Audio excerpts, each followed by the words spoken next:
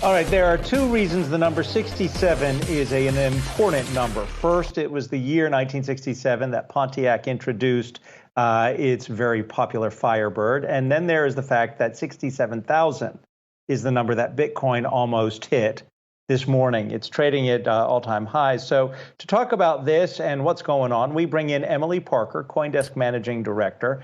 And it's good to have you here. I mean, I want to say an all-time high, but everything today for Bitcoin is an all-time high. Is the offering this of that is the ETF, all-time high? Yeah.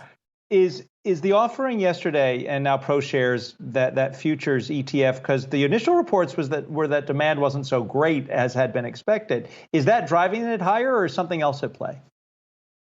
There are a lot of things at play. So I just want to talk a little bit about the narrative, because Bitcoin is a very sentiment-driven asset, right? So there are three very important things about this ETF narrative-wise. The first is that it's a sign of legitimacy. So there are still a lot of people in the US and around the world that see Bitcoin as shady. They associate it with criminality. And so this is definitely pushing Bitcoin further into the mainstream. The second, and this is a related point, is that it is opening up Bitcoin exposure to a new class of investors, people who are not going to go through the traditional routes of buying Bitcoin, either through a cryptocurrency exchange or some other method.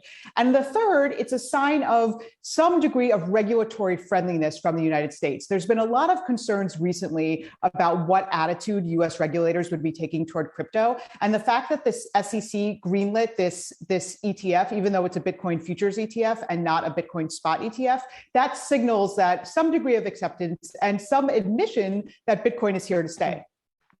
And then from your perspective, I guess, why was this a safer way to go, just in terms of starting this foray into Bitcoin ETFs? They do this with the futures rather than a physical Bitcoin ETF tied to the actual asset. Why does that make sense?